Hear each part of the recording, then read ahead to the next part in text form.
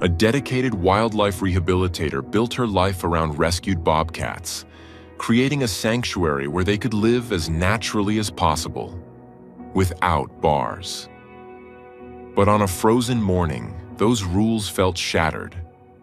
Juniper, a bobcat she had once saved from death, locked eyes on her and moved with the intent of a predator stalking prey. She'd raised Jupiter from a shivering kitten found half buried in a snowbank. She'd taught Juniper to hunt, to hide, and to survive without relying on humans. But today, something wasn't right.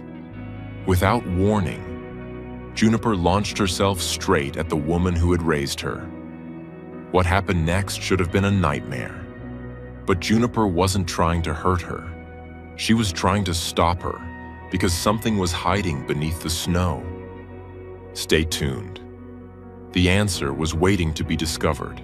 Before we start, hit the like button and make sure to subscribe if you haven't, and hit that notification bell so that you won't miss any new stories. Snow had a way of making everything honest in northern Minnesota, because it erased the clutter and left only what mattered. The wind wrote clean lines across the drifts, the trees held their breath, and every track told the truth about who had passed and how fast they'd been moving. Eleanor Vance had built her whole working life around that kind of truth. Not the cozy kind people like to imagine. Storybook rescues, tame wildcats, grateful animals behaving like house pets, but the real kind that scratched, bit, and sometimes broke hearts. The kind that demanded patience, training, permits, and the stubborn humility to remember every single day that a bobcat was not a project and never a possession. It was a predator wrapped in velvet, with a mind as private as the deep woods. Her sanctuary sat on the edge of state forest land, a patchwork of fenced habitat built to feel like it had never been fenced at all.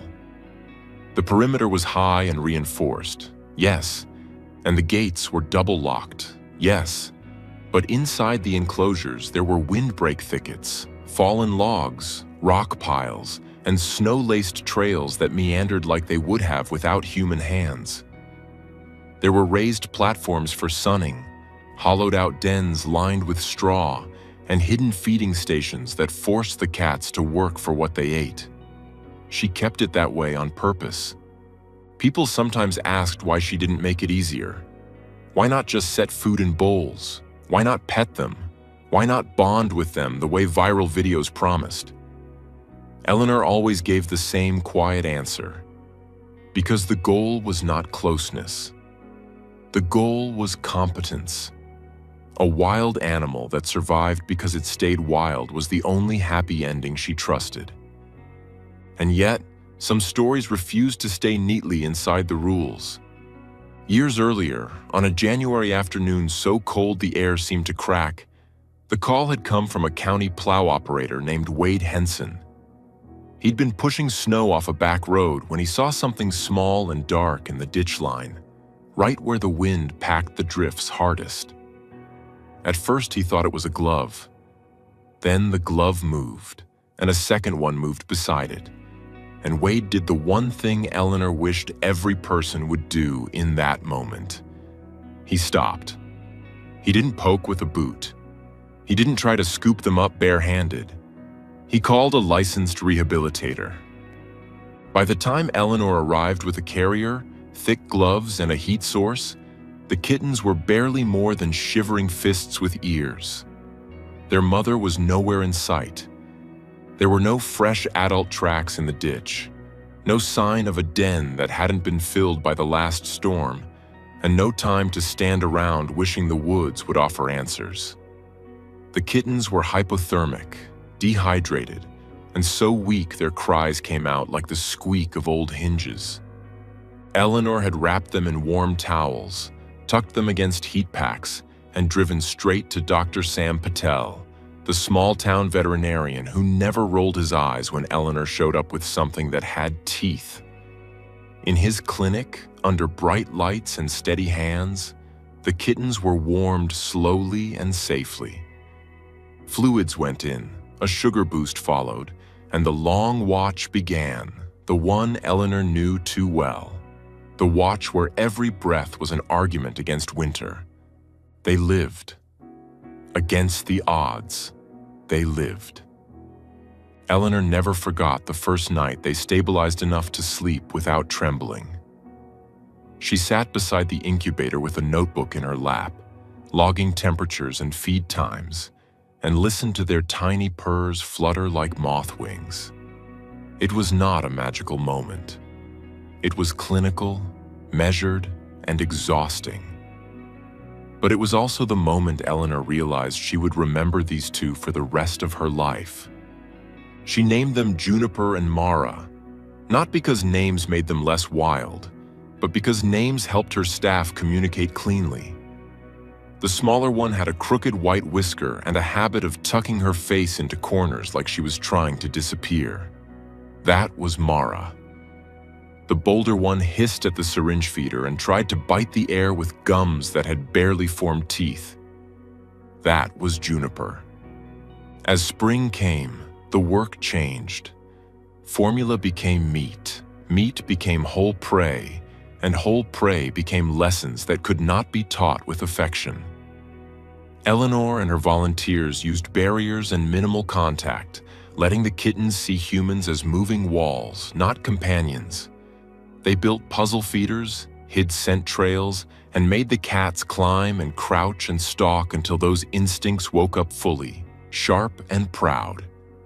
When the kittens were old enough, they moved into the large snow country habitat, acres of brush and timber inside reinforced fencing, where they could vanish for hours and return without anyone seeing them. That was the point. Vanishing was success.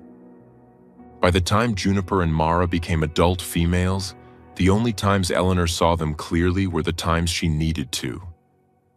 A health check at a distance, a weight observation at a feeding station camera, a glimpse of tufted ears passing behind a pine trunk like a thought she almost remembered. Their coats thickened for winter, their paws widened, and they moved with that effortless confidence that made people forget how much power lived under a bobcat's quiet body. Eleanor respected them more the older they got. She respected them the way a sailor respects lake ice, by never pretending it was harmless. That was why, on the morning everything changed, she felt the fear before she could explain it. A storm had blown through overnight, the kind that left the sky looking scrubbed clean and the snow piled in soft dunes against every fence line. Eleanor did her rounds early, bundled in a heavy coat, radio clipped to her chest, and traction cleats strapped over her boots. The sanctuary was silent except for the slow groan of trees shifting under weight. Near the far corner of the habitat, a narrow frozen stream cut through the land like a pale ribbon. It wasn't dangerous in the usual way. The water was shallow and mostly locked under ice, but it was a place Eleanor always checked after storms. Ice changed. Snow hid weaknesses. Animals misjudged. She paused at the edge of the stream crossing, scanning the wind-blown surface. That's when she saw the movement. Low to the ground, deliberate, coming from the cattails on the opposite bank. Juniper. Eleanor knew it was Juniper by the way she held herself, shoulders rolling, head level with the snow as if she were aiming her whole body. The bobcat's eyes were fixed on Eleanor with a concentration that made the air feel thinner. Her ears were forward, her tail twitching in short, controlled flicks. It was hunting posture. Eleanor's pulse lifted hard, not because she believed Juniper had turned or gone bad, but because she understood what a hunting pounce meant. It meant commitment. It meant speed and momentum and claws that did not ask permission. Every training lecture Eleanor had ever given to new volunteers rose in her mind in a calm, relentless voice. Do not run. Do not scream. Do not make yourself prey. Give space. Keep your hands close. Speak low. "Hey, June," Eleanor said softly, and even the nickname felt dangerous in her mouth. "Easy now. Easy." Juniper's body tightened, the muscles along her back bunching like coiled rope. Snow dusted her whiskers. Her gaze never wavered. Then she launched. The Bobcat exploded out of the drift in a clean arc, a spray of ice crystals blasting behind her like shattered glass. For a fraction of a second, Eleanor saw only flying fur and open paws, and her mind flashed an ugly picture. Claws in her face, teeth in her throat, the sort of story that would make the evening news and get a sanctuary shut down. Juniper hit Eleanor with full force. The impact spun Eleanor half sideways. She felt weight slam into her shoulder, felt forelegs hook around her upper body, felt breath leave her lungs in a sharp puff that fogged the air. It was not a gentle landing.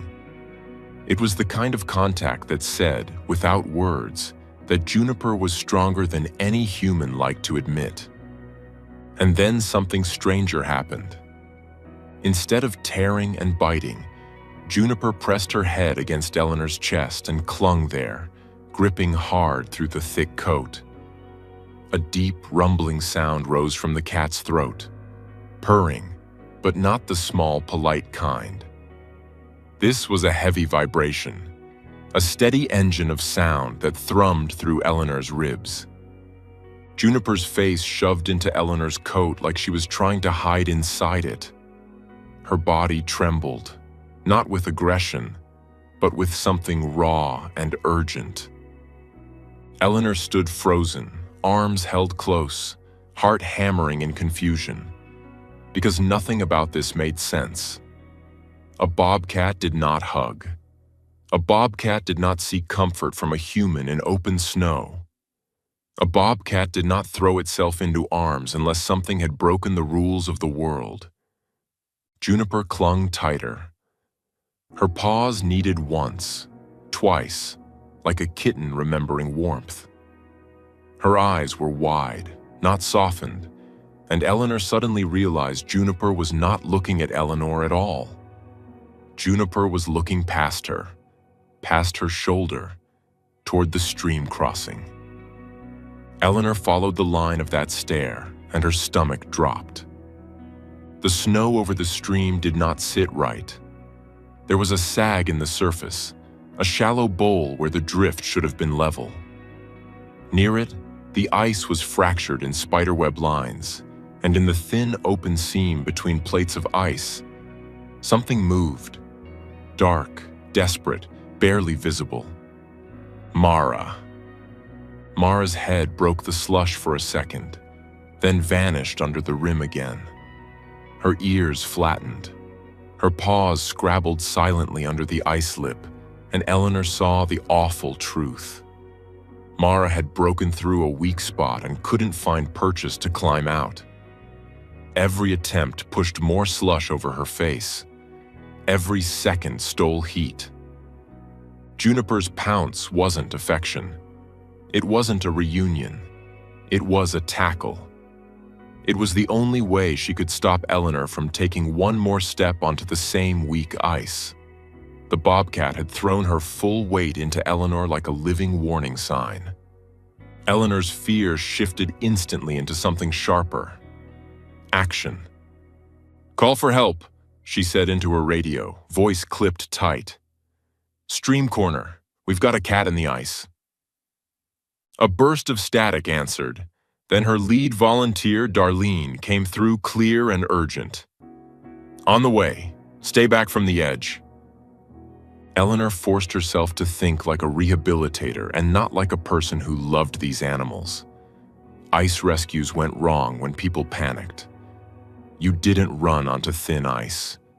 You didn't yank blindly.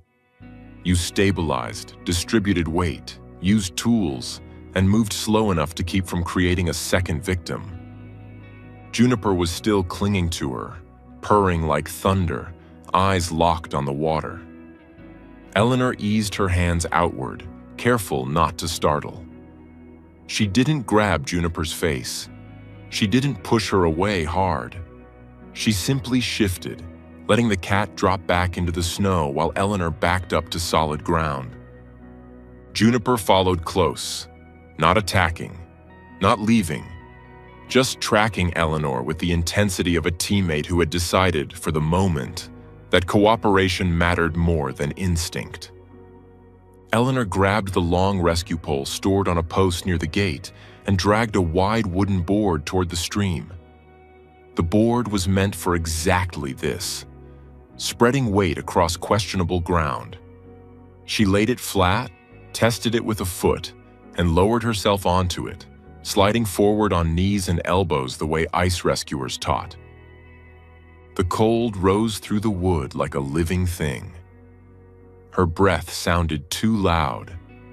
Mara's head surfaced again, mouth open, eyes frantic, water beading on her whiskers in tiny frozen pearls.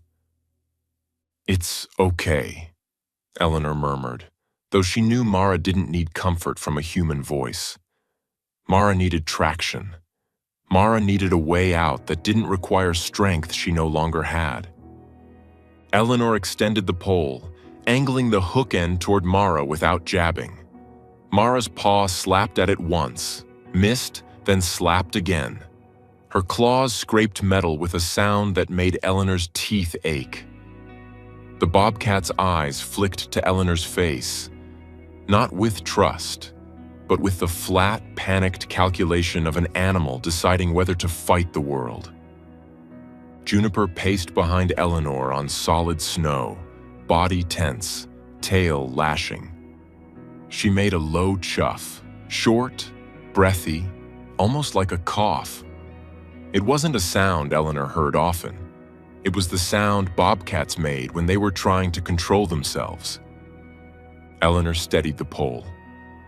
"Come on, Mara, get it."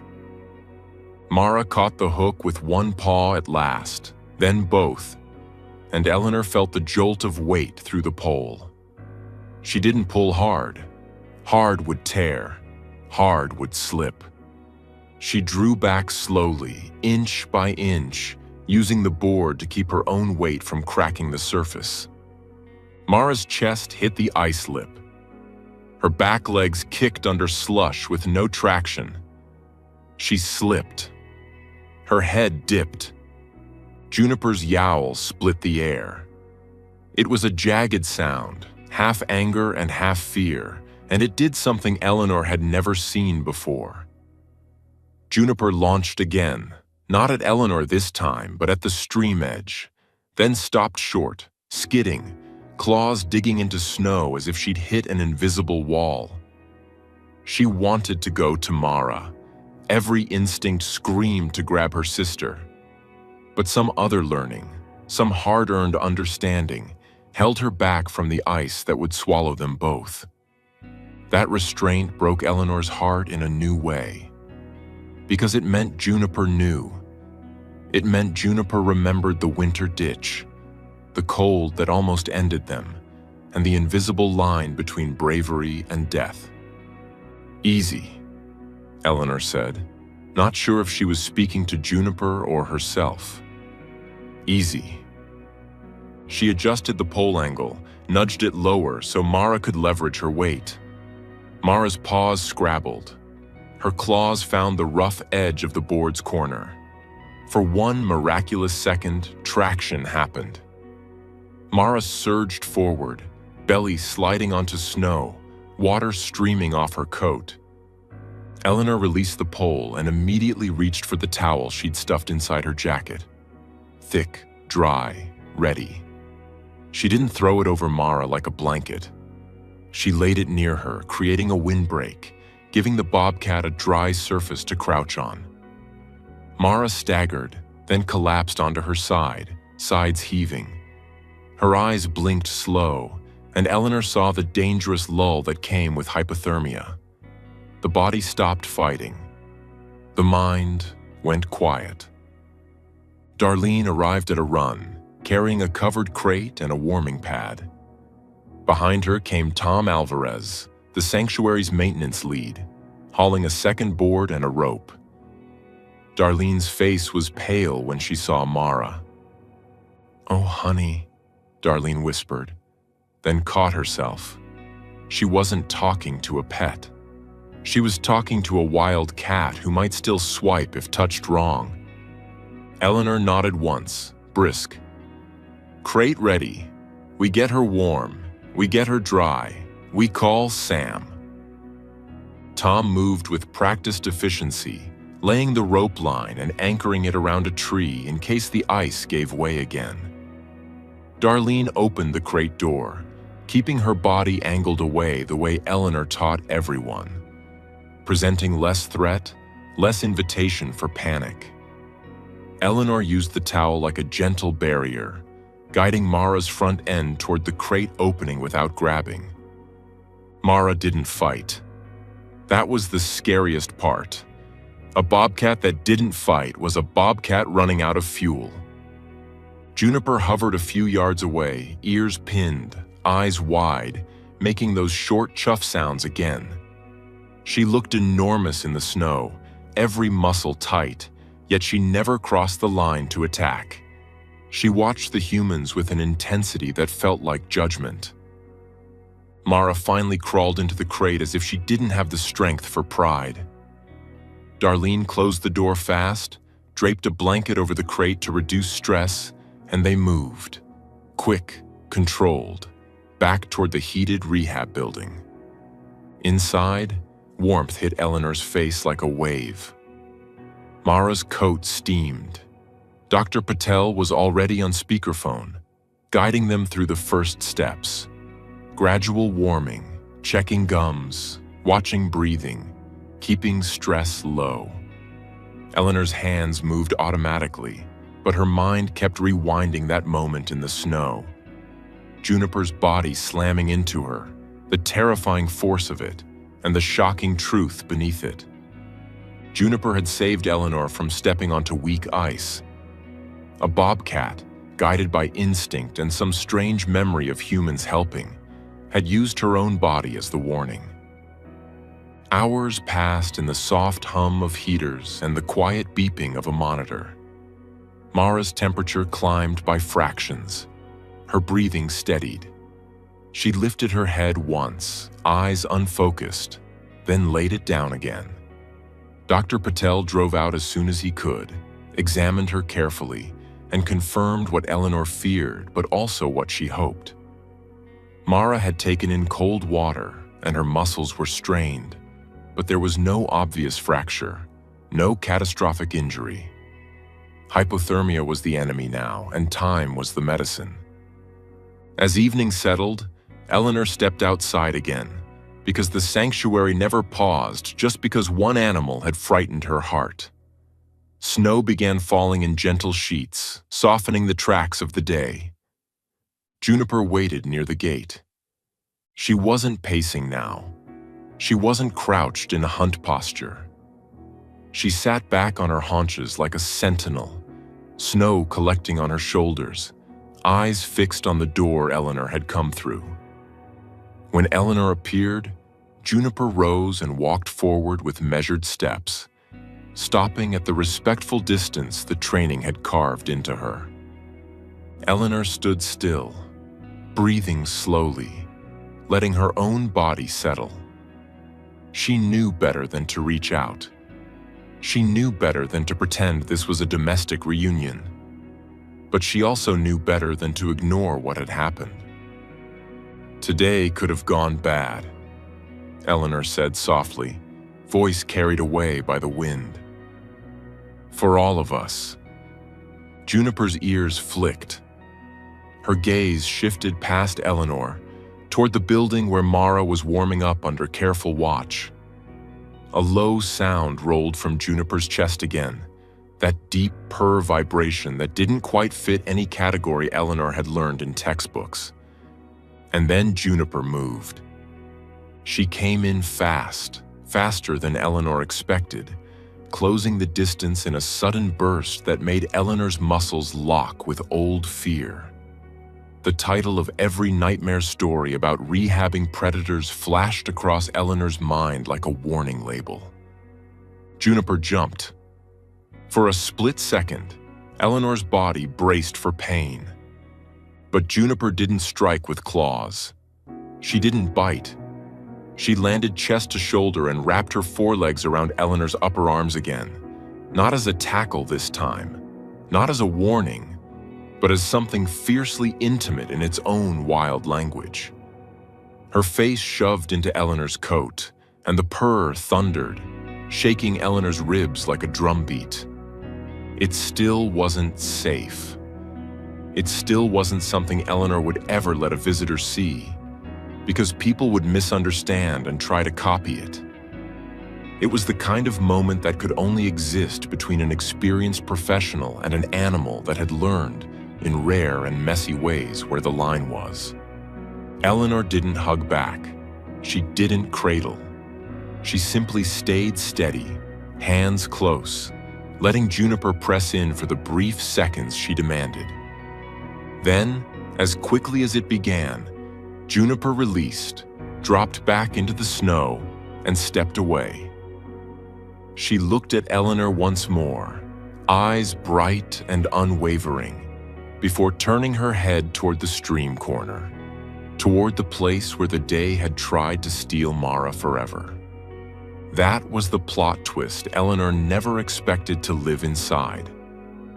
The terrifying pounce that could have been tragedy had been a warning earlier, and now it was something else entirely. A blunt, wordless declaration from a wild animal who did not belong to anyone, yet had chosen, for reasons only she understood, to acknowledge what Eleanor had fought for all these years. Not ownership, not taming. Connection earned the hard way under falling snow. Mara survived the night.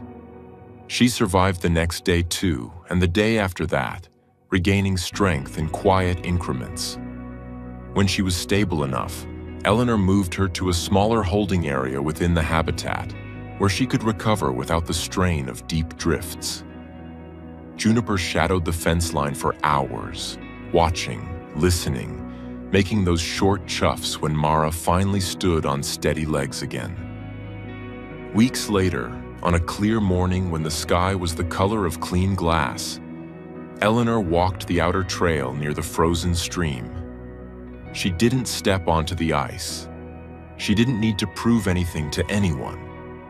She simply walked, checking posts, scanning tracks, letting the sanctuary be what it was meant to be. Out in the wide white habitat, two bobcats moved through the snow like living shadows, Juniper bounding ahead, Mara following with cautious strength. They paused at a drift, then leapt together, vanishing into the brush where no camera could make them into a simple story. Eleanor watched from a distance, hands in her pockets, breath slow. She felt the ache of what might have happened, and the warmth of what did happen, sitting side by side in her chest like two honest truths. She had saved them as kittens, yes. She had given them heat when winter tried to take their lives. She had offered them a sanctuary that honored their wildness instead of stealing it. But on the day Mara fell through the ice, it was Juniper who reminded Eleanor of the oldest rule in wildlife rehabilitation. The rule that never makes it into the cute videos. Wild animals do not owe gratitude. They do not perform love on command. They simply live, and sometimes, in rare and startling ways, they choose to meet a human effort with their own fierce kind of intention. Juniper had not pounced because she was tame. She had pounced because she was smart. She had pounced because she remembered cold and fear and the cost of one wrong step. And in that terrifying instant, she had saved the one human on this snowy land who had always treated her like what she truly was. A wild bobcat, a survivor, a living piece of the American woods, moving forward beneath falling snow.